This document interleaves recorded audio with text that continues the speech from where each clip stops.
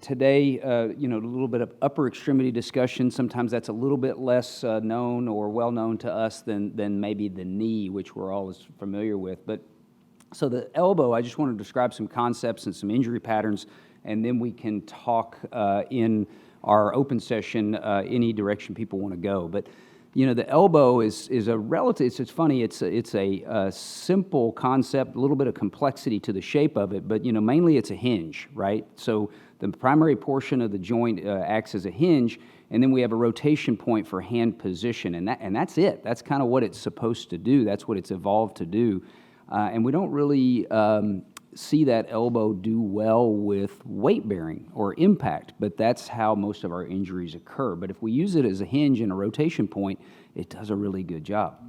So, the anatomy, the bony part is about 50% of the stability of the joint. You see how the olecranon meets in the distal humerus there, but then soft tissues add the other 50%. And we're kind of familiar with some of those, but the main things, and I just did a little schemata on there, the red portion kind of represents the anterior capsule, and there's a big band of tissue underlying the muscle layer, the capsule of the joint. That adds quite a bit of stability.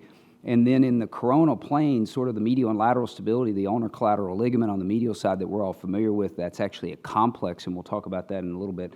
And then the lateral collateral also is a little complex on the other side. We don't have as much discussion a lot of times acutely about the lateral collateral ligament, but we can touch on that as people like. So again, the elbow does great as a hinge, but it gets injured when we load it. And a lot of times that's longitudinal loading or extension or hyperextension of the joint. Sometimes, really forced hyperflexion can also injure it. And then certainly when we angulate in that coronal plane, we put angular force with some extension. And so some examples of that, and again, just to kind of run through some of these, with a hyperextension impact, you land and the elbow really hyperextends. And I'm going to talk about some injury patterns that we see in our younger kids. So that's where supracondylar fractures come into play. And in our younger kids under the age of 10, that's a really common fracture. They fall, they hyperextend. As you guys know, kids have a little bit more collagen laxity. They'll often hyperextend at the elbow. And it basically is just a lever or where that olecranon impinges and fractures across there. Those breaks become a little bit more complex as we get into our peripubescent age and then our adolescence. And so if we angulate that impact, so we've got still longitudinal loading, but a varus impact, then we get fractures on the lateral side of the elbow, and a common fracture there is a lateral condyle fracture. So it's both impact and then the force of those soft tissues that we talked about pulling on that piece. If we get that valgus impact, then we get a medial epicondyle fracture. So again, we load the elbow, and then those stabilizing structures that we're going to talk about a little bit more will pull that piece off. But the other thing that can happen with a valgus impact is we get a direct load on that lateral column, the radial neck or radial head can get fractured. And it's kind of just variable in terms of how it's loaded or how we land, and that impact goes through the elbow. If we get a flexing impact with an eccentric load, so all the muscles are trying to slow down flexion, but there's hyperflexion there that can't be controlled, then a lot of times we'll get an olecranon fracture. Okay, the triceps are pulling an eccentric load, the elbow is flexing, and the olecranon will pop off. Either that or maybe even a direct load on the back of the elbow. So those are a lot of the ways that these elbow fractures can occur, and again, a lot of these fractures occur in our grade school kids, and then as we get older, we get more soft tissue injuries in our older adolescents commonly. But you guys are familiar with fracture symptoms: local pain, swelling, pain with attempted range of motion. A lot of times the ulnar nerve, because of where it lives, right behind that medial epicondyle, becomes really sensitive, and kids will get ulnar nerve paresthesias at times. So again, our acute fracture management, our principles, the RICE or PRICE and sling, ice, splint, is a very, very common concept to all of us. And that long arm posterior splint is kind of a workhorse for these injuries. It's really easy to apply, and we'll kind of talk more about splinting, but the landmarks here, making sure that we keep it beyond the crease there of our finger flexion, and then all the way up, and really up to the axilla as close as we can get to protect that elbow. And that's a great workhorse, and will protect the arm for definitive management. And so our definitive management, a lot of times displaced fractures do need surgery, and in kids that ends up being pins a lot of times. The great thing about kids is they heal quickly. we put these little percutaneous pins in. We use fluoroscopy in the OR, which is, the video monitor hooked to x-ray. And we put pins in. They stay in 3 to 4 weeks. The bone heals quickly. We pull the pins out, and they get going. And so that's a way we manage a lot of these fractures that I showed you around the elbow in young kids. They need casting for a short amount of time. We usually don't have to do a lot of rehab. They get back to play really somewhere 2.5 to 3 months. That elbow's ready to do that. And so these fractures of the elbow, while they can be challenging to manage at times, they usually heal pretty well.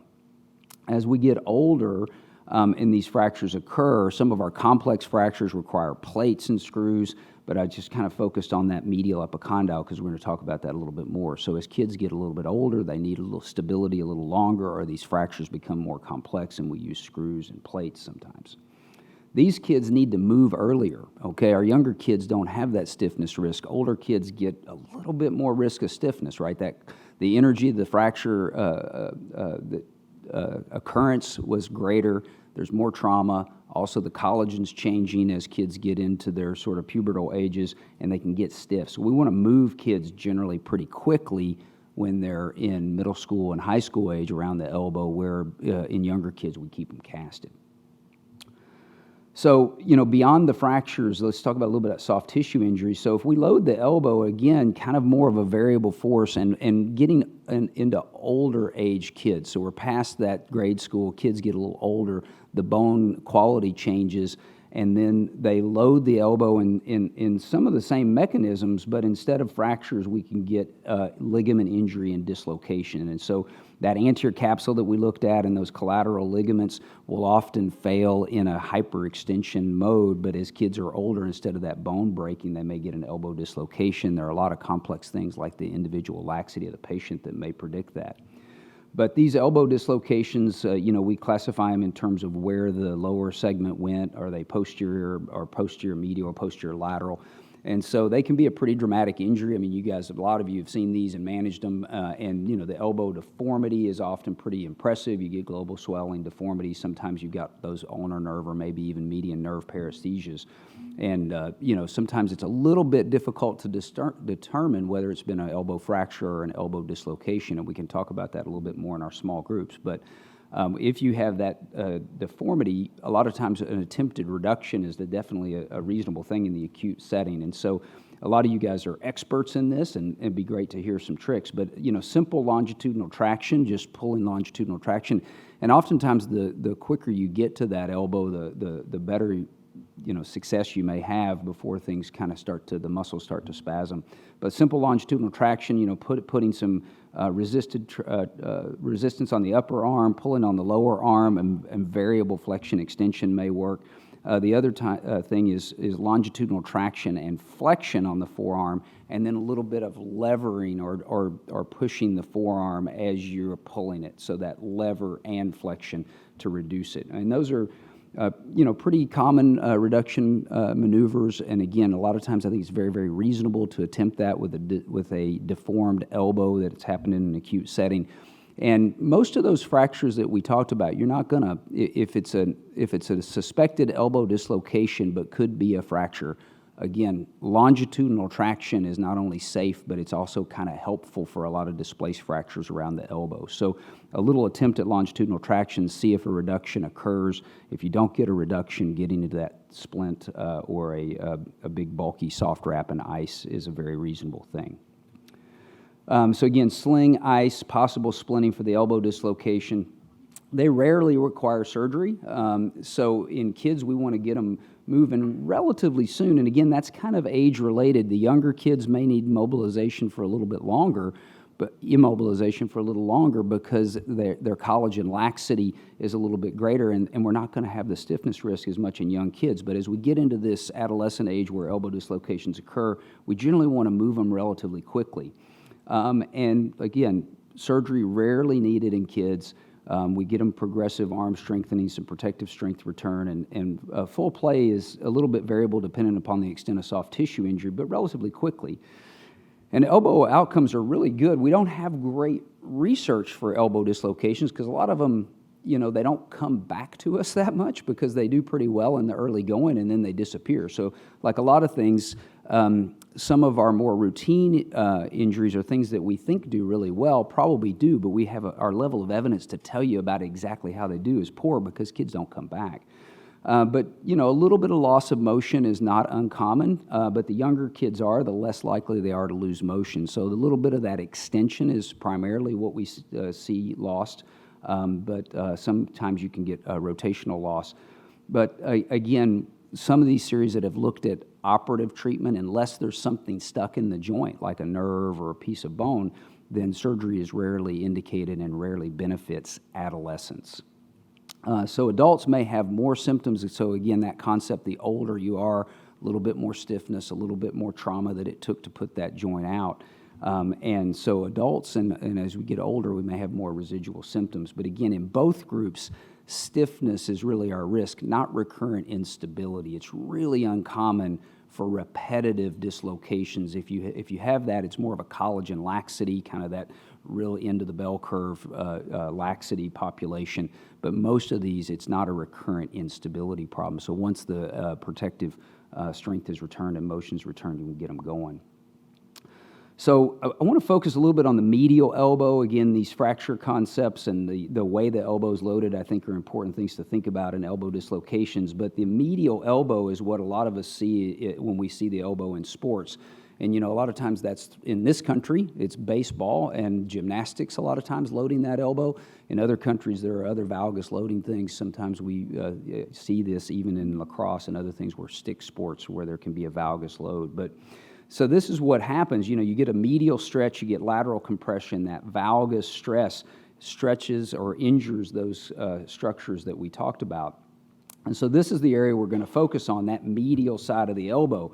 And so what's there? You got all of this flexor pronator mass originates on this little bump of bone called the medial epicondyle. And then below that flexor mass, that's where the ulnar collateral ligament complex is, and that also originates at the base of that medial epicondyle.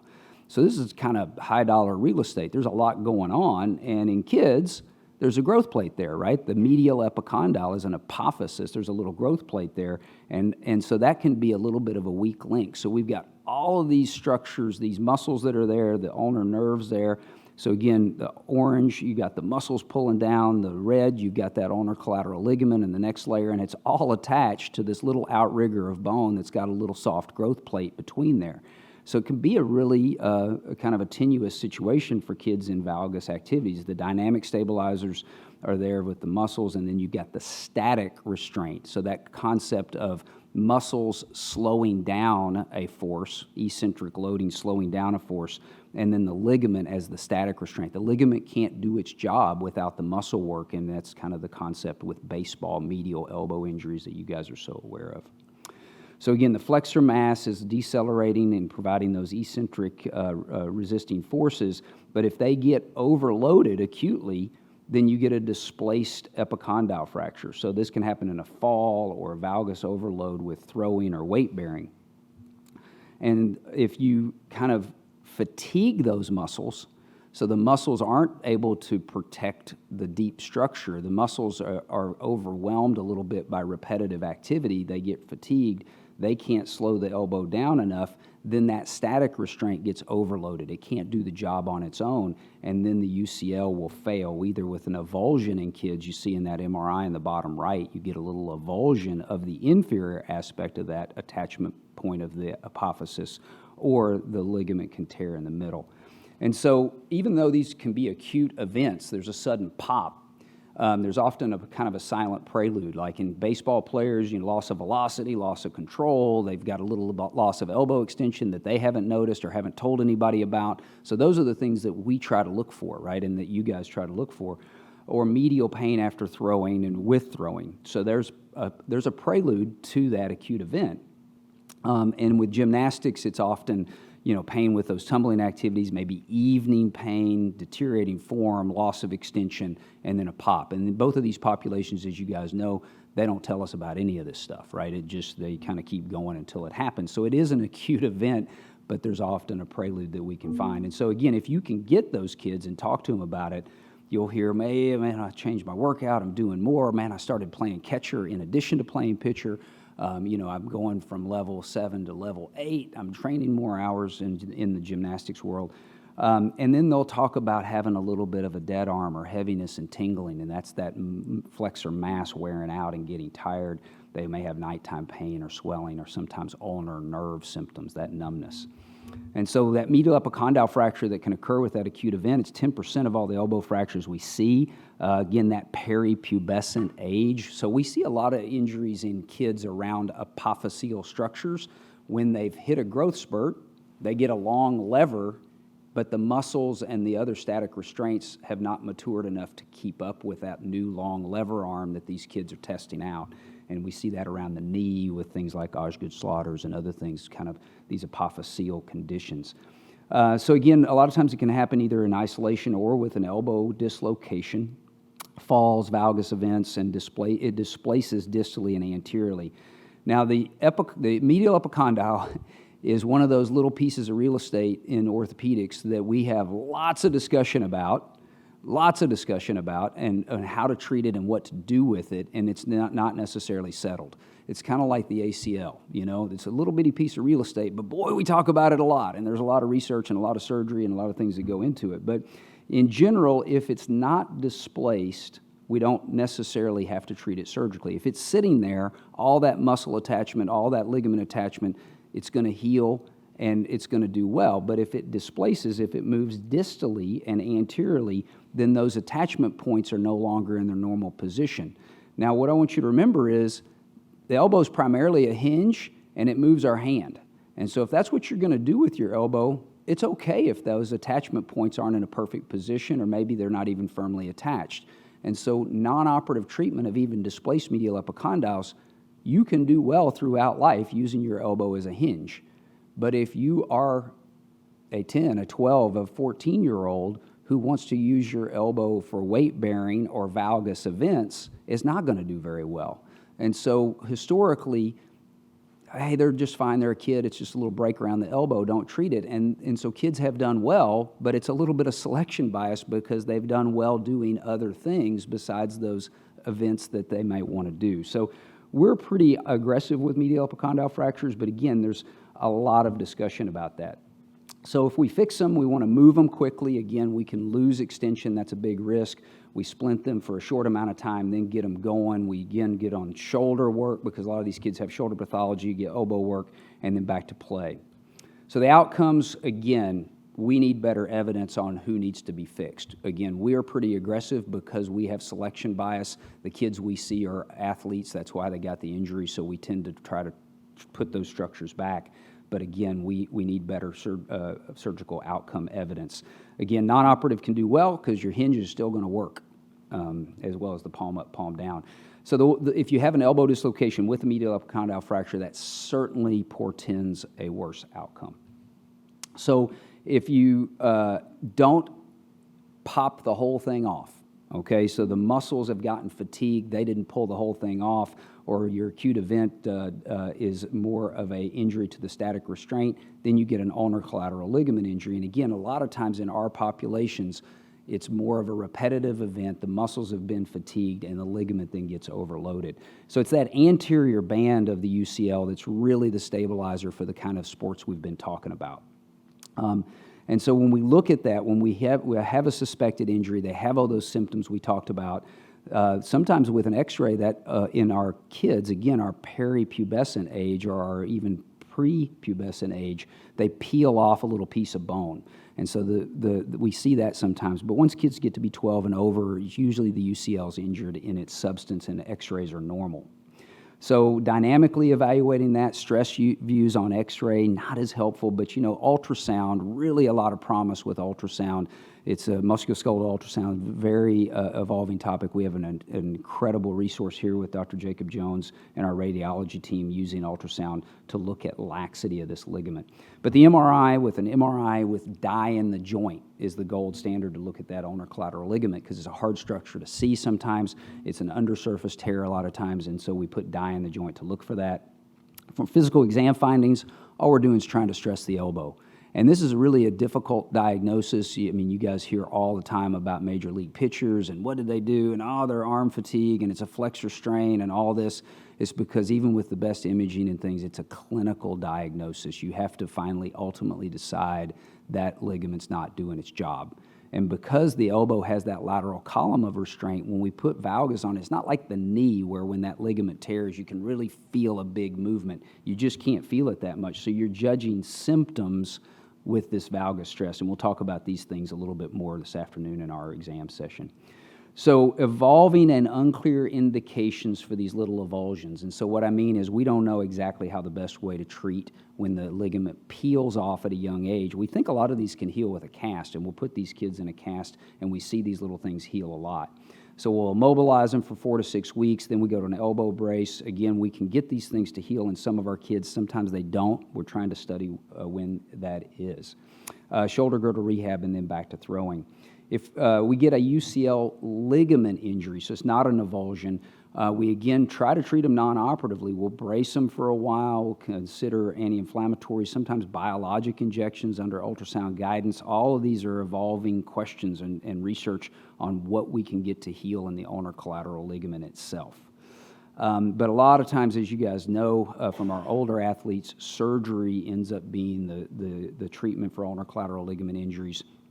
And remember, this is a selective elective surgery to treat an elbow that wants to do this, okay? The elbow's that hinge and that palm up, palm down is gonna work. And so we spend enormous amounts of time in the office talking to parents, trying to explain the concept that this is not a surgery for the health of the elbow, it's a surgery to be able to use the elbow in ways that those kids may or may not do the rest of their life. So the surgery itself, again, indications for repair, so sewing the ligament together and adding a protective internal piece of suture to protect it, that's evolving. We're not sure yet. Rebuilding that with a free graft is definitely the gold standard. We do that in some of our adolescents and teenagers, but we often really, really try to avoid that by explaining that there's a lot to life other than baseball. When these are injured, if it's a partial UCL, they can do pretty well. The proximal ones do better than the distal ones. If it's a complete UCL injury, then maybe repair, but we need to research that more. Even in the adult setting, it's unclear. So reconstruction is what we do a lot, and it's a pretty good surgery, but the elbow is going to be subjected to all those things again, and as you guys know, these things can recur. So the younger kids get UCL reconstruction, the more likely they are to need another one with these loading sports, particularly baseball. So again, thanks, a little bit long, but again, what I drive home is the elbow is an excellent joint for what we do if we're not weight-bearing on it, but if you weight-bear or put loads through it in directions other than those two, we start to get injuries and trouble. So we'll talk more about that in small groups. Thanks again for your attention. So my name's Ben Johnson. I'm a physician assistant. I work here on the sports medicine team, a former athletic trainer. I did that before I was a PA, and I've been here at Scottish Rite, like I said, since about 2020. I came from Lubbock, Texas, if anybody's familiar with West Texas. It came from out there doing sports medicine out there, and happy to be here. So we're going to talk a little bit. Dr. Wilson kind of covered a little bit more broadly kind of just acute elbow injuries. We're going to this is a little bit more narrowed talk for those of you that have seen our kind of Coffee Kid sports medicine talk. I did give this for that. A little bit of condensed version speaking specifically about just shoulder instability and really even specifically to that traumatic anterior shoulder instability. You know, there's just a whole variety of things that we can talk about. We talk multidirectional, posterior, any of those other things. We're just going to kind of focus in on this. So talk a few things about kind of the differences between our younger adolescent athletes and then the more as they progress through and a little bit more skeletally mature athlete. A few topics. When I did this for Coffee Kids, we did it with a demonstration. I'm going to speak a little bit, but we're going to defer some of the reduction techniques and some of that discussion to our breakout sessions this afternoon. So more to come on that. And then some of the evidence-based recommendations for treatment of this, and this is mostly about the first time or the primary instability episode. So Dawn Comstock in Colorado has given us a lot of good data. Does anybody, the athletic trainers here, do they contribute to Rio? Does anybody contribute to it, or is it dead? Okay. The Rio database was something that, kind of athletic trainers could contribute to through an online database, and gives us a good kind of retrospective analysis of these injury patterns. I thought this was an interesting one because it's one of the few ones where shoulder instability specifically, where it's a little bit higher incidence in the high school setting than it was in the college setting. Don't really understand that, but I think we can all agree that those who have had experience at both levels, that probably anecdotally I would agree with that.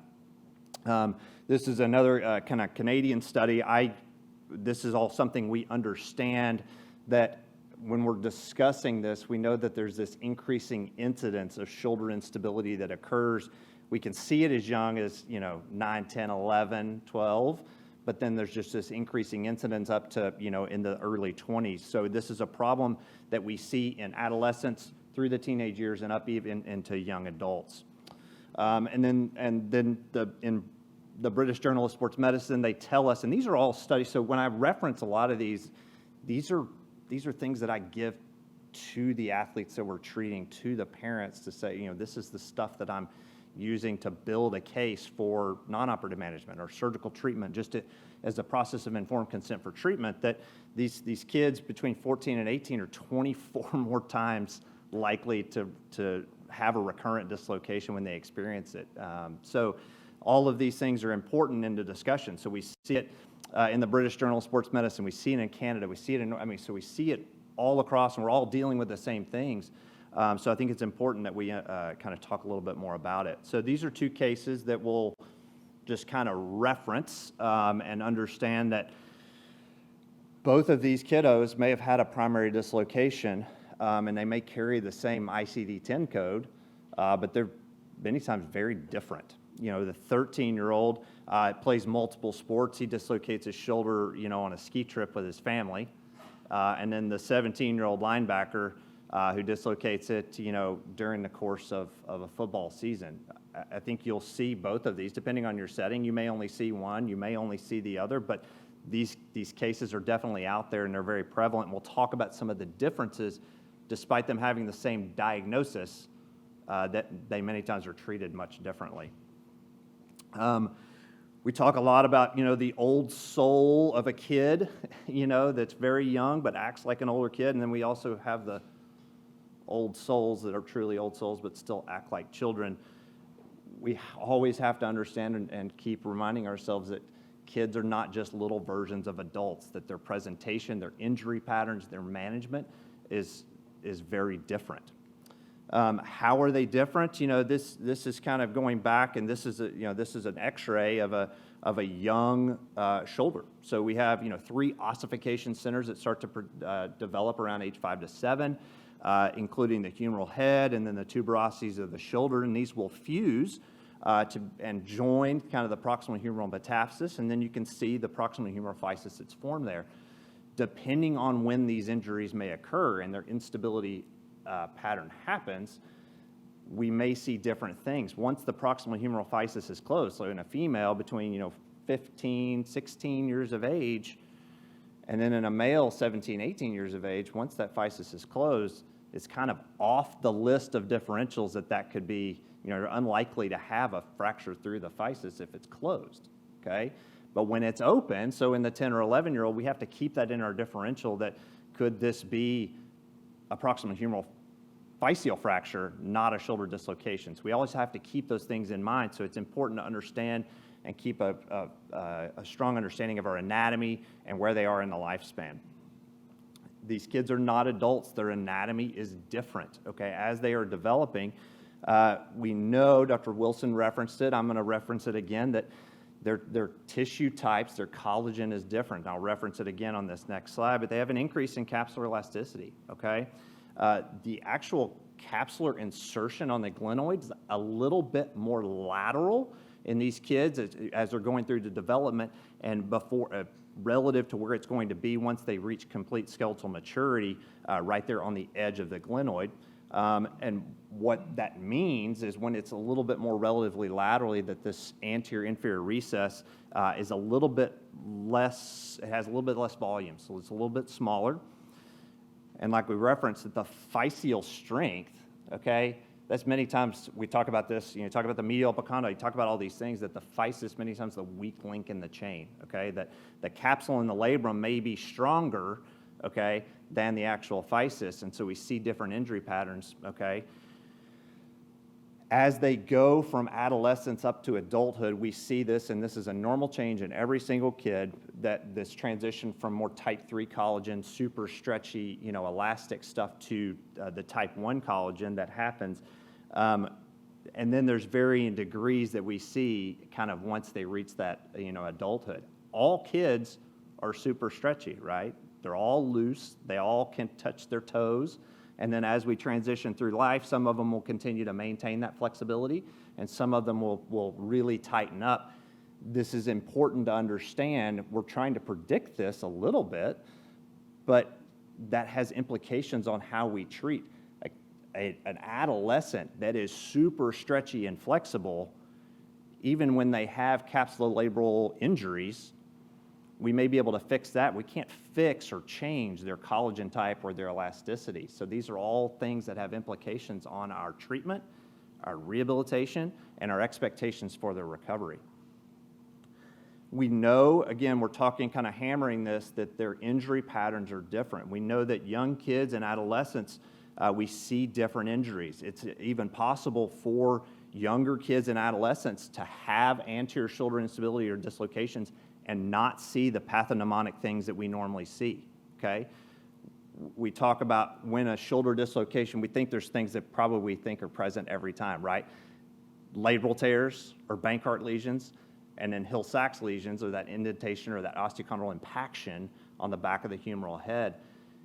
We may not see those injury patterns the same in younger kids that we do in that 17-year-old football player, that it's much more common to see these atypical injuries. This is our experience. This 131 patients, this is recently, Dr. Wilson and his team kind of put together a really good retrospective review just published in the American Journal of Sports Medicine on these atypical lesions that were present, that we see more labral-periosteal sleeve avulsions, okay, as opposed to the occult, isolated labral tears.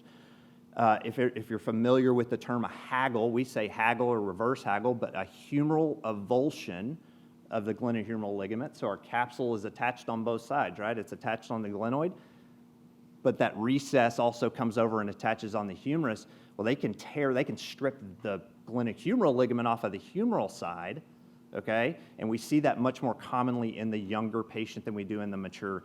And then we also see avulsion injuries, all right? The lesser tuberosity, remember the x-ray, it's still not, it's ossifying, but it's not completely unified as a whole unit, so we can see avulsion injuries like of the lesser tuberosity.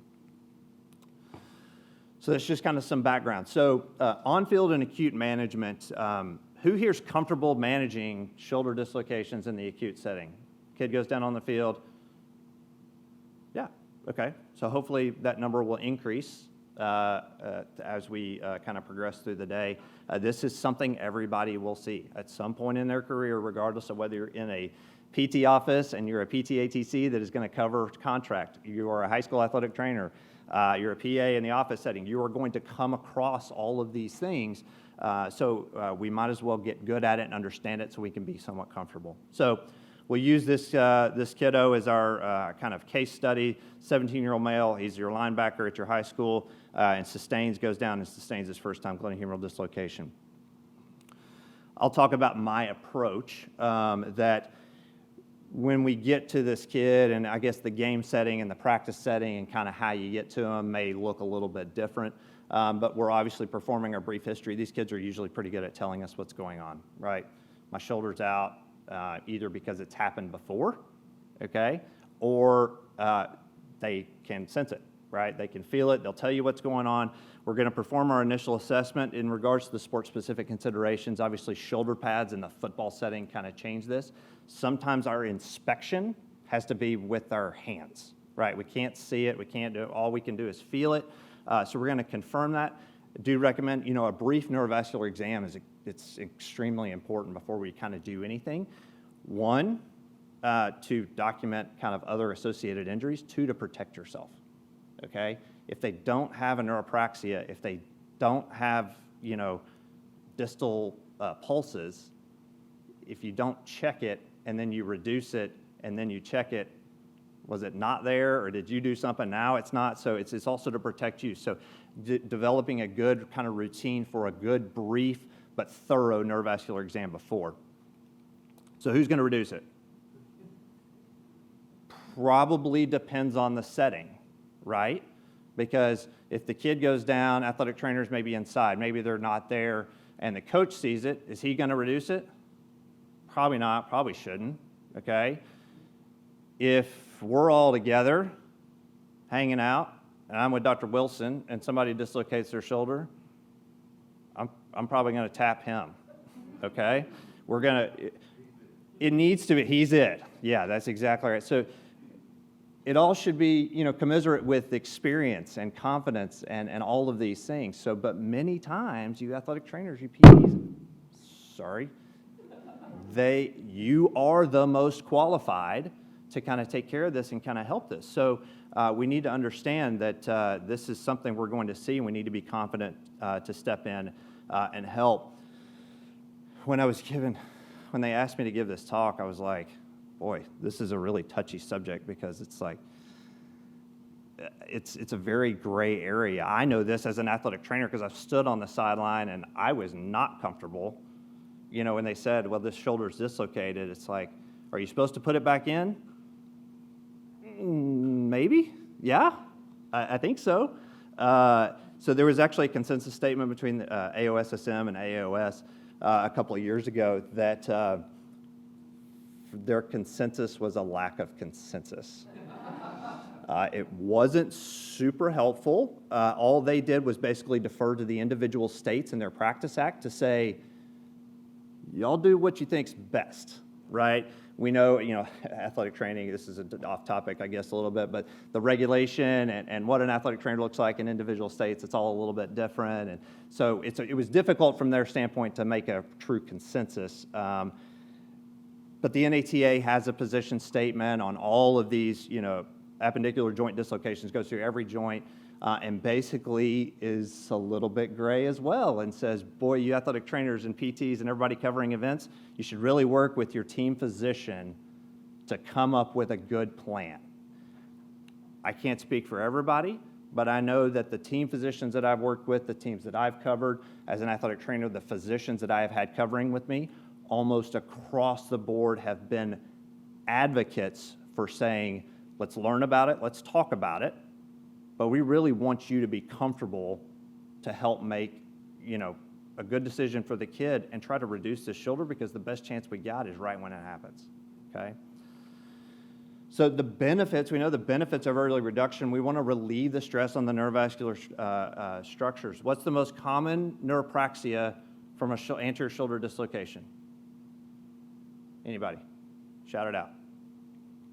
Anybody coffee kids? Axillary nerve, okay? Axillary nerve neuropraxia is extremely common, probably greater than 50% of the time to see in the setting of an anterior shoulder dislocation, okay?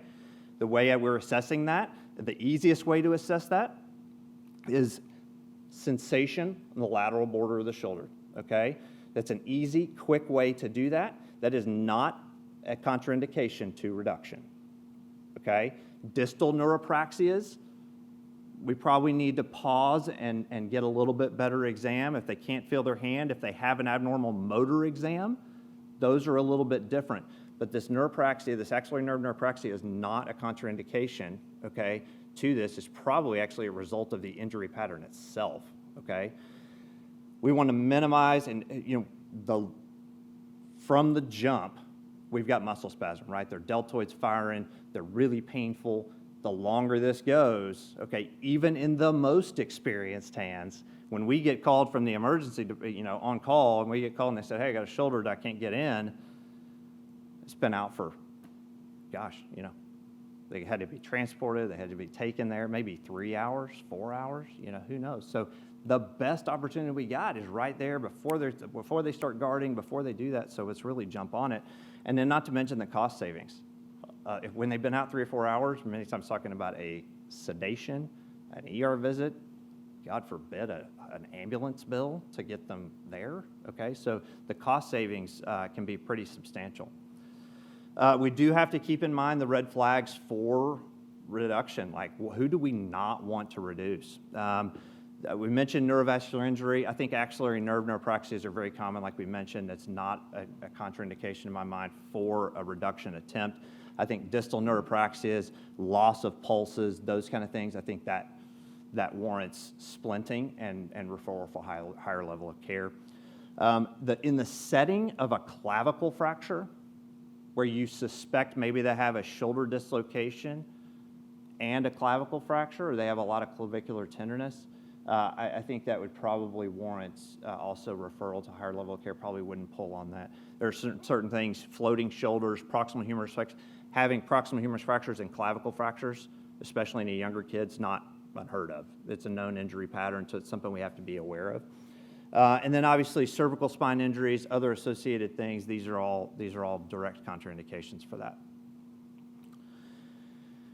When I got challenged to hey, we want you're the expert, air quotes, on shoulder instability. We want you to give a talk on how to reduce a shoulder. I started thinking about it. I'm like, I don't really know what I do, specifically. It's like the shoulder's out. There's a couple of things that he tried, but I don't know the names of them. So I went to my experts. So we got our sports medicine surgeons here that we lean on them heavily. Dr. Wilson, Dr. Ellis, Dr. Arverson. I was like, man, guys, I need help. They want me to talk about how to put a shoulder in. So I want to know, how do you put a shoulder in? And I actually felt a little bit better because they were like, I don't know. I'm like, do you use a Hippocratic technique? Do you use a Mills? Do you use a Stimson? They're like, I don't know. I'm not sure. It's just whatever it kind of takes to get back in. So I think it's important to understand it's okay, because I think there's a lot of anxiety when you're like shoulder dislocation. How do you put it in? It's like, well, if I don't know the name of it and I've never done it, I probably shouldn't be doing it. So it's okay. There are different techniques. We'll go over them kind of in the breakout session, but I think it's important to understand there are over 20 described techniques and 17 modifications of those techniques around. We know what that means, right? Not one of them works every time. Because if one of them works every time, there wouldn't be 20, there wouldn't be 17 modifications. There would be one way to put these shoulders in, okay? So we'll transition, we'll save the demonstration, we'll save the kind of hands-on stuff for the breakout sessions, and we'll talk about just kind of evidence-based recommendations. So now we've got the shoulder back in. The kid's in the training room. He's like, hey, I got a doctor's appointment. We want to talk about this. Maybe the parents are there.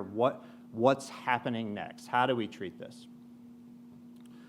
Hopefully we understand now these kids, same diagnosis, may have much different treatment algorithms, okay? All based upon their activity, what they're going back to, their age, the timing. Where are we in the season? Okay, all of these have implications for this. Many, many, many people have written about the management of primary anterior glenohumeral instability, okay? And there's really no consistent, consensus on how to manage it. I included this systematic review because these are numbers that I use when I'm discussing this with parents, that basically what they want to know. So by this time, the shoulder's back in. It's reduced, okay? Do we need surgery or do we not, okay? The decision for that is, well, what's the chances it happens again if we don't, okay? For most of these, just for nice round numbers, I tell them there's about a 70, 75% chance in these young kids that this could happen again. I mean, this is 411 shoulders and 293 of them, and this is 18 and younger, so these are the kids we're talking about. Certainly higher than 50%, so between 50 and 75% chance this is going to happen again, okay? They're like, boy, okay, when's surgery? Let's sign this up. Also important to understand, surgery, the risk of recurrence is not zero, okay? That still may be a 15, to 20% chance. 1 in 5 may have a recurrent dislocation after we fix it, okay? So also a really important discussion. So for non-operative management, sometimes I felt like there was more questions than answers for a non-operative approach, like what do we do? How do we manage it? Do we position in external rotation? Do we immobilize it or do we let them move? If we immobilize them, how long do we do that? Is it 1 week? Is it 3 weeks? Is it 6 weeks? And when do they follow up? Like what's the standard? Like when are we expected to get them back to return to play? So all of these things we still, don't have great consensus on. There may even be people that were born after this was published in this room. So if that's the case, I'd probably call it I reference this as more of a classic article out of Japan. Dr. Itoi did a randomized controlled trial on all these primary anterior shoulder dislocations, and he looked and he took some of them and he put them in a position of external rotation. And you can actually see on the image on the right how that actually does in this, when we tighten up the anterior structures, how it did kind of reapproximate the capsule and the labral structures, where in a position of internal rotation it may remain kind of loose. These were all kind of, tried to make it a fairly homogeneous group, no bone loss, all, they got them in slings appropriately. It was, to be honest, pretty well designed. They no return to play for 3 months. They did not do formal PT with any of them. Despite this, he had, I guess, reasonable compliance with it. And his, you can see the purple group is the recurrent dislocation rate. So he had, 25% of them when they were a little bit older, 40% of them redislocated when they were in this position of external rotation. So unfortunately, nobody's been able to reproduce this. When they've tried to say, boy, maybe that's the right thing to do, nobody's been able to have the same results, okay? So, in fact, that 2010 article by Lavage, external rotation, they had what we probably expect to be the norm, a 60 to 70% redislocation rate. So does it matter internal or external rotation? I don't know that we know that right answer, okay? There are some advantages to this. I think we could all agree based on that picture. It's reasonably well designed, and I think our knowledge of anatomy would support that a position of external rotation after a dislocation is a little bit more of an anatomic kind of reduction, if you will, of those soft tissue structures. Whether it improves our redislocation rates, however, though, and the downsides of it are that, like, if you're familiar with that kind of gunslinger sling that we use, it's not cheap, okay? Certainly not as cheap as just a simple sling or a sling and swath, okay? The practicality of it is also not great. Kids don't, we know from Rookie of the Year, this is not, people don't like being out here. They don't do it, and if they're not compliant with it, maybe our treatment's not as good. The pros of internal rotation, we know that it's much more convenient, it's much more practical, the cost of it's much less, but maybe it's not as anatomic, okay? So there's clearly controversy between these two kids and how we manage them. There are operative solutions for both of them, but there's also considerations for non-operative approach, okay? So in my practice, in my hands, these are kind of 4 key elements that we're trying to consider when we're trying to make recommendations. It's much more of a male problem than a female problem, okay, in general, mainly somewhat because of the sport, but we also have implications of this collagen type, right, that they're just different, okay? That age, we clearly have well established that the person that comes in, maybe if, this is a pediatric talk, so it's a little bit outside of that, but the 33-year-old that has a first-time dislocation on Friday night wrestling with his kids, probably warrants, just a discussion about, hey, let's just calm down, quit wrestling, and let's see how you do. But these higher-risk athletes and younger kids may warrant it. Those, we're dealing with mostly active and athletic kids, but we do have kiddos that come in and they don't play football, they don't play contact or collision sports, so the activity that they're going back to should help make determinations for treatment. And then the presence of bone loss, this is maybe a little bit outside the scope of the talk, but when you start talking about primary settings where they've got bone loss, they have glenoid bone loss, or they have big Hill-Sachs lesions, the presence of those, we have increasing, literature to suggest that their risk of redislocation is high, and that we can really probably have a significant impact on them, and our treatment options are much more when those are less. So again, most families would want to know, well, what's the risk? What happens if we don't operate on it, okay? So we know that their bone anatomy is at risk, okay? We know that if they have recurrent dislocations, we have a possibility of worsening their Bankart lesions. We have a chance of worsening their Hill-Sachs. We're compromising their soft tissues. A decent, article suggests that they have an increasing risk of arthritis with every recurrent dislocation. And maybe a suggestion that maybe have the worst outcomes, but this is also difficult because the recurrence after a primary dislocation would influence, obviously, their perception of what their outcome was. But surgery, well, we know it's not benign either, okay? Some of the big bad things, damages to arteries and nerves, yeah, it's low. It's probably less than 1%, but it's not zero, okay? That despite our good surgical techniques and attention to detail and finding the right patient and working them up and doing everything right, may still carry a 15% recurrence rate after fixation. And then obviously the discussion between the cost of surgery versus non-operative management, you could, depending on your side, the non-operative management with trips to PT, additional trips to the emergency room for recurrence, all of these carry costs, okay, just like surgery carries costs.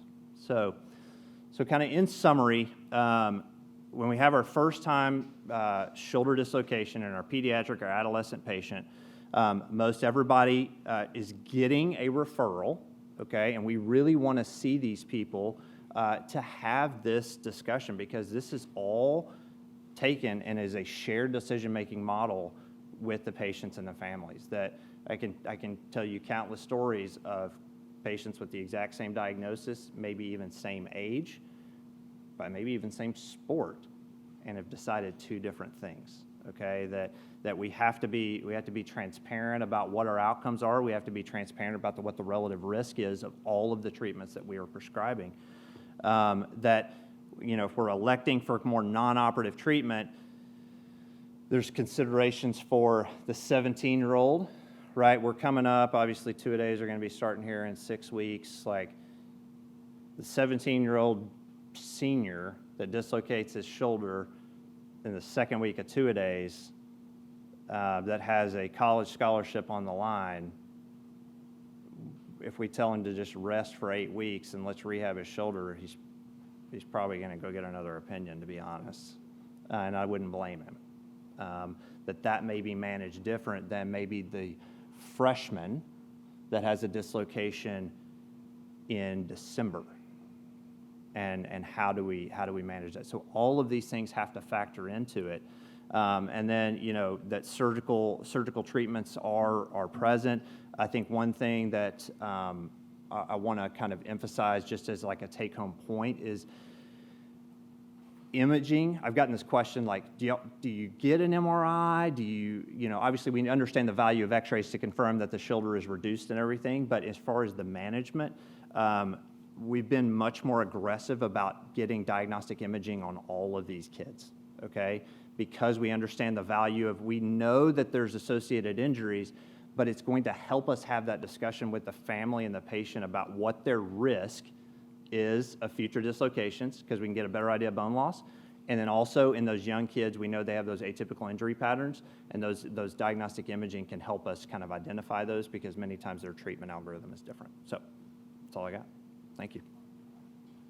Hi, everyone. Thanks for having us today. I'm Laura Saleem. I'm a sports physical therapist here at Scottish Rite Frisco.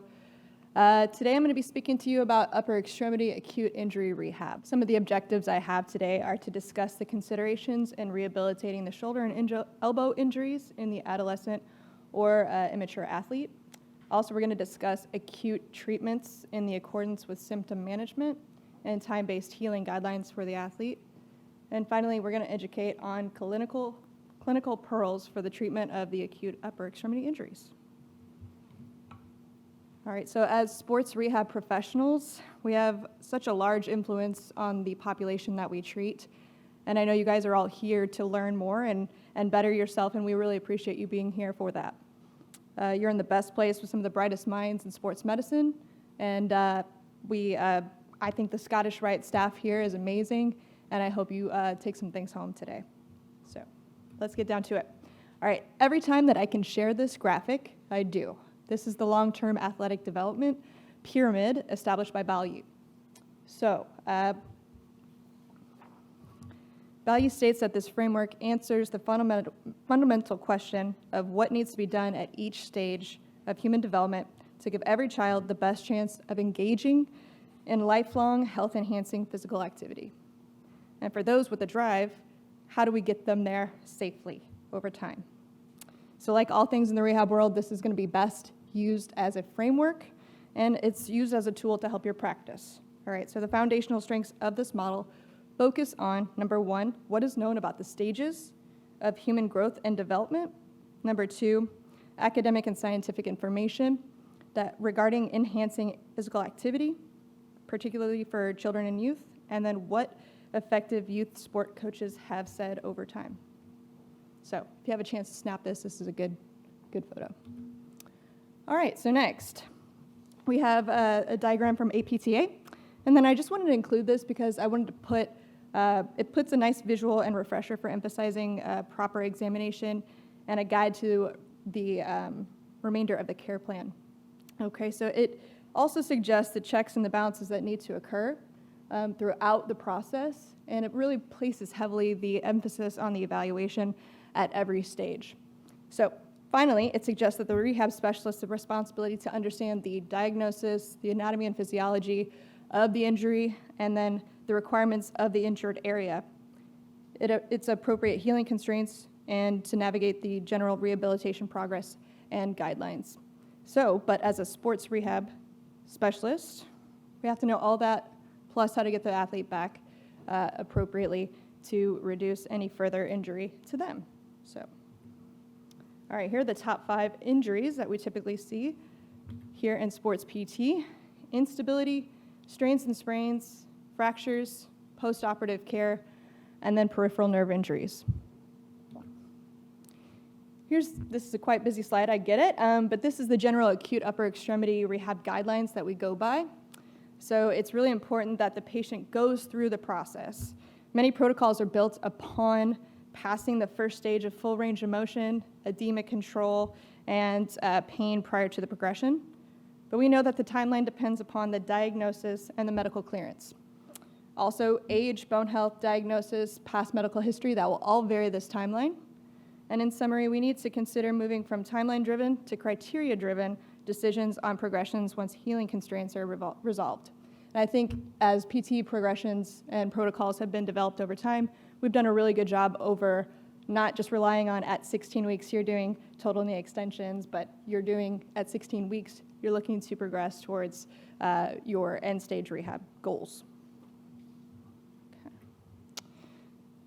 Really quick visual. I know we all understand these things, but real quick refresher. Tissue healing timelines can vary depending on the type and severity of the injury. Generally, the first stage is going to be your inflammatory phase, which ends at around about a week. Then you're going to progress into the proliferation phase, which will last around 3 weeks, to where that's where the tissue typically starts healing. And then your remodeling phase, where the tissue matures and strengthens and can take several months to years to occur. It's really important to note that this is just a time estimate and can vary based on the individual factors and the extent of the injury. Love this graphic. So, oh yeah, everybody look then. Okay, cool. All right, super. So what this helps us understand is, obviously for us very loving visual people, is a nice time-based healing graphic. So today we're specifically talking about this. Your 0 to 14 day type of healing. And within this area, you can tell that skin, subcutaneous tissues, they're all starting to heal. DOMS, it's really important as rehab professionals that we understand that if your DOMS continues past 3 days, it's not DOMS. You need to scale back what you're doing and just chill out a little bit. Talking about grade 1 and grade 1 muscle and ligamentous healing as well is also in this time frame. So, cool. All right, so diagnosis through examination. We here at Scottish Rite have the luxury of having an EMR with access to all the notes and imaging, and it's wonderful, but I'm looking around the room and I'm not so sure everybody has that luxury, okay? So I think it's really important to get an ROI signed so that you can get into the healthcare plan if you continue to see that patient for a long amount of time, all right? Just being in tune with what Ben had mentioned with the full decision-making model that we try to enhance here. So then I'm gonna look, and we have to look at posture, obviously, but typically, ideally, you want the shirt off and probably in a private treatment room, okay? Typically, I will also bring back the parent to make sure that there is someone else there. I'll use that time specifically to educate as I go along. But you're looking at the spine. You want to make sure it's straight. That's always important. And then you're analyzing where the scapula is in relation to the spine. So you want to see the medial border parallel to the spine as well as in contact with the rib cage. You don't want to see the inferior angle, but in this case we do. That also should be right along the rib cage. And then you're looking for a scapular tilt. The only other thing that we typically note is that the dominant shoulder is going to be a little bit lower than the non-dominant. Big thing is you want to view from all angles. Forward, backwards, lateral, and superior is all important. Then I'll go into my touch, which is kind of diagnosing where the tone is in the tissues. I'll do the one finger point test to where all your pain is. Please point to that. Yeah, okay, great. That'll help me identify what tests then I need to perform. Measuring is no different than what we always do. And then we're performing the evaluation where we calculate and prepare the rest of the plan of care. So this is typically where you take your subjective and mesh it in with your objective. And so we're trying to get a patient-centered approach here, right? We're working towards their goals, and that's going to help you establish exactly where you're going to get from point A to point B. So speaking of goals, we have them. So our functional goals are to decrease pain and restore range of motion, obviously, but our foundational goals that we have as responsible practitioners would be to promote bone health, healing, and this is your chance to play detective. If you see something like a restricted elbow range of motion in this kid on the right side, that's maybe something you can attack throughout all your plan of care. All right, so you've completed your exam, your evaluation, and you've addressed your goals. Now we're going to move into getting the inflammation down, all right? So talking about price, it's important. Price is actually most effective within 3 to 5 days of the acute process. Research indicates that icing for 10 to 15 minutes every hour is still very valid in edema control in the acute stage. I'll do manual therapy. I like to use my hands, not everybody does, but I find that my hands are the most valuable tool that I have, and it helps me understand specifically the patient's subjective as well as my objective and meshing them together and trying to design a well-informed plan. I'll also use Graston tools for instrument-assisted soft tissue techniques. Contrasting, this guy's having a blast in the pool. He started in the hot tub, which is about 100 degrees for 3 minutes, and then he transitioned over into the cold tub, which is about 50 degrees for 1 minute. Typically, it's a 3-to-1 ratio for 3 to 4 rounds, and that's fun for everybody. Like, whenever I see that face in the cold tub, that's always wonderful for me. If you can't, or if you don't have tubs available for your treatments, vasopneumatic is always a great secondary. So we have a Game Ready Med4 Elite, which contrasts and compresses, and it's wonderful, and it's typically broken more than it's functional, but it's because it gets used a lot. So ideally, I mean, you can identify and customize your plan with that as well. E-stim, ultrasound, laser, those are all very controversial, I get it, but technically it is a tool, and you can use it if you find that it works. So I also utilize dry needling and taping if at all costs necessary. All right. So while the patient is on the modality, it's time to gather your information and patient education materials. So building trust greatly impacts how we control our inflammation in our patients. So looking to manage expectations and addressing concerns, not just addressing them, but doing it timely and completely, that will all but improve your trust. Provide clear instructions and demonstrate proper techniques. Stress the need for regular follow-up visits, and then also promote the compliance within your exercise program and then also the physician's immobilization protocol. Continuing on. All right, so individualized immobilization treatment plans should be developed based on the patient's specific injury and needs and goals. The patient's pain tolerance and individual factors should be considered when developing a pain management plan, as each patient may respond differently to interventions. Next would be psychological approaches, which could be cognitive behavioral therapy, which may be beneficial in managing pain perception and promoting positive coping changes.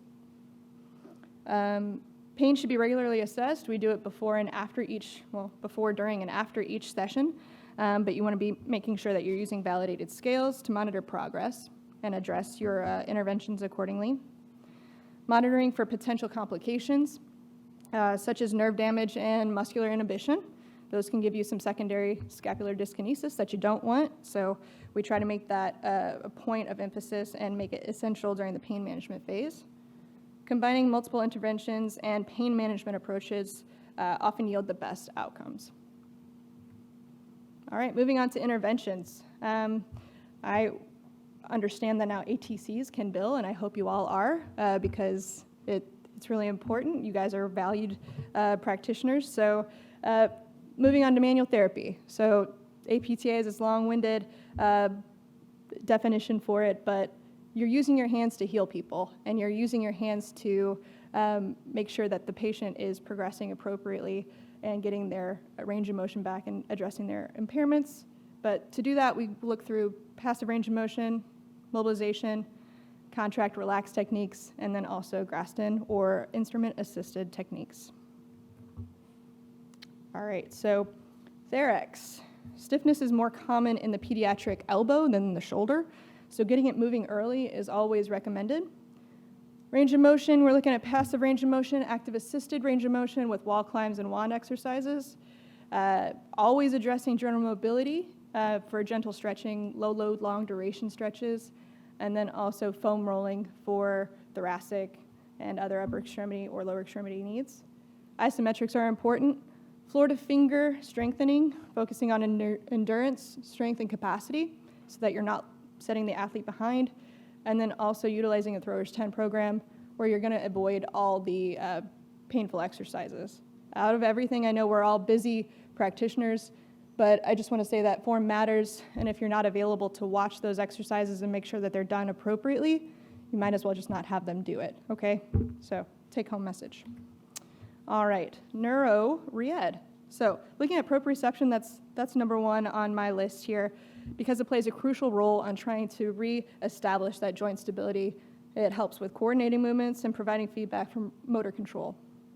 So scapular musculature retraining, we're going to address those in our breakout this afternoon. So looking at Kibler, scapular clocks, open and close chain kinetic exercises, and then biofeedback. Addressing dynamic stability, and those are the planned, unplannable events here where we're trying to incorporate real-life scenarios and trying to improve the dynamic stability of the joint. Periodization and gradual progression. And then finally, dual task training, which is what this little chica is doing here on the BOSU with her body blade action with a big smile on her face.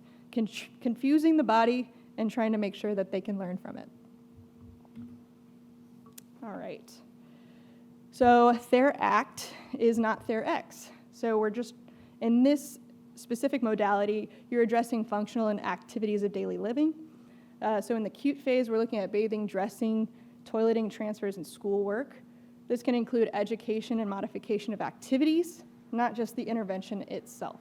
Okay, so TheraAct addresses more complex movement or consideration, then they're X. So for instance, we're looking at trunk rotation with range of motion, which would address range of motion, strength, and postural balance all at one time. My biggest piece of education on this is I don't typically let patients get away with telling me that, oh, my mom has to help me with this or that. No. If you're 16, you've had plenty of opportunity to develop your self-care routine, and just because you have an injury doesn't mean you get around that. So minimal reliance on parents is really important for me. HEP, short and sweet. Around 4 exercises unless the patient or family asks for more. You're going to dedicate most of your high priority exercises to address the healing. Within the evaluation, I encourage videos and pictures to be taken so that they can kind of jog their memory as to what we were talking about, but just be mindful of other patients or athletes in the room for HIPAA violations. So also read the room. They're getting a lot of information and we're all fried. Parents are fried, right? So written directions are really important. So I just want to make sure that you understand your education materials kind of match up to what your specific message is relayed to the patient. Compliance obviously is imperative to a successful outcome. We'll also assess and work with learning preferences. Typically kids learn by doing, so I make them do. And so we'll run through as much as the home exercise program as we can to make sure that they understand and have that carry over back to me. Finally, patient engagement through web-based or virtual platforms is going to be really, is what we do here at Scottish Rite. We have MedBridge, and that actually integrates with our EMR. But what we can do there is also track their compliance and also if they have pain with any exercise. All right, here's the case. So we have a 12-year-old male baseball player, status post medial humeral epicondyle ORIF. So their immediate goals of healing or their phase is going to be 0 to 2 weeks. We're protecting the incision, keeping it clean and dry, allowing for bone healing, decreasing the inflammation, and then performing gentle elbow range of motion and immobilization per the physician protocol. The home exercise program that they're sent home with is going to be about posture education, no active range of motion, carrying, lifting, or weight bearing, swelling management, and then also passive range of motion 3 to 5 times per day. Sometimes I'll say 5 to 7, depending on who I'm speaking with, but another wonderful exercise is just getting them out of the sling and let gravity carry them down by the side of their body. Scapular clocks, core stabilization, and cubular round out that HEP. All right, so here's a for instance of what I do with these patients. Typically, they all start on a modality, whether that's hot pack or vasopneumatic. If they're stiffer, I'm going to put them in vasopneumatic because it's a little bit more aggressive. So we're going to do vasopneumatic probably for prone positioning with the towel under their wrist to get that extension incorporated back. And then we're also going to, if they're not so stiff, I'll put them in supine with the towel roll under their triceps, possible cuff weight at their wrist. But this is typically happening for a minimum of 10 minutes. Then I'll progress to the manual therapy. We'll do passive range of motion in all planes, hoping to restore that movement by 3 to 4 weeks. Soft tissue mobilization, and then manually resisted exercises as needed. Therapeutic exercise is going to consist of lower extremity strengthening and rotator cuff isometrics. And then we'll round out with neuromuscular re-education, vertebral, core strengthening, and posture education. All right, so here are the pearls and the take-homes. So take the time and opportunity to initially establish that buy-in. You only get one chance, and if you really put your chips in at that first visit, it's going to go ahead and come back tenfold throughout their progression in their care plan. As you gradually release your athlete back to sport, make sure that the training hours per week do not exceed their age up to 16 to where they can stop at 16 hours per week. I err on the side of conservative management, but if you are going to be aggressive, make sure that your intent is solid and backed by evidence-based practice. Keeping the patient's goals in mind, it's important to work backwards for timelines to make their goals and your goals both achievable. And then don't release or progress someone too quickly. Have sound workload programming and provide a variety of exercises to reduce overload and to build capacity. I'd like to acknowledge Chris DeSettle for her help during this presentation. And thank you very much. Okay. Thank you guys so much. My name is Brittany. I'm one of the athletic trainers here at Scottish Rite. Work with Dr. Henry Ellis and Ben Johnson in clinic.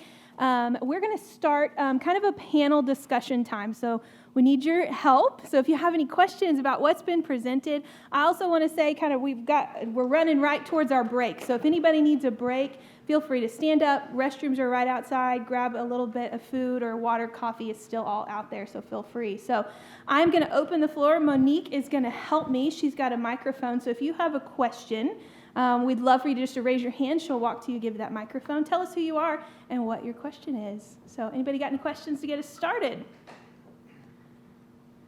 Not everybody at once. I have a question. Yeah. I was in college playing a little bit of rugby. One time I tried to tackle a girl, and I dislocated my shoulder. I was laying there, and I was like, oh. She was huge. I tackled her wrong. And I didn't know how to tackle. And so I was laying there, I was like, I think my shoulder's dislocated. I was like, huh. And so then I was laying there, and I was like, maybe I should put it back in. So I kind of went, forward. Do you ever encourage your people to, and then I was like, okay. I sat up and kind of walked around.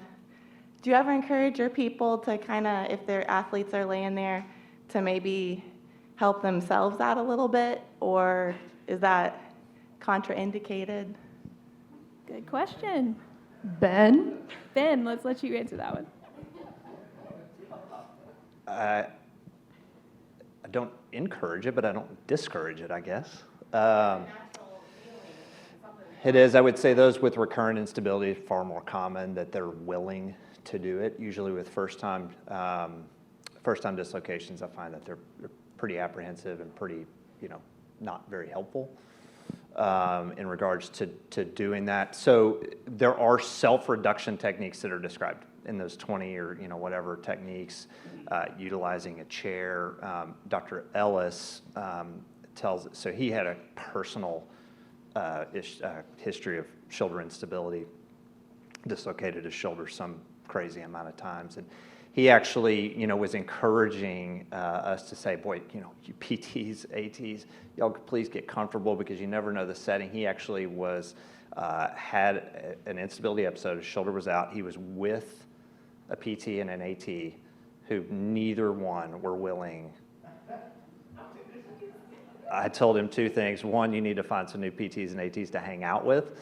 And two, we need to do some more education because it was like 7 hours where it was out. So I think the point is that, yes, there are relocation techniques. It can be you got to get them to relax. That's the biggest thing, is if you can get them to relax, whether that's the patient doing it themselves, getting them over a chair, if you can get them to relax or if you can get to it early, that it makes the reduction a little bit easier. Great. You can sit them so you can sit them in the chair. It kind of depends on the height of the patient, and I can show you in the breakout session. But if you can get the chair in their axilla like this, that it will stabilize that, and then you or somebody else can kind of pull inline traction. But it basically is just another tool to stabilize kind of their scapula and get it up in there. So more that one, I think the chair maneuver was more like for people that's like, we got to get this in, and there's nobody here. We need all the tools that we can get. Yep. And we'll talk more about those techniques in our breakout session as well. So, Monique, I think you have one up there. My name's Ralph Obach.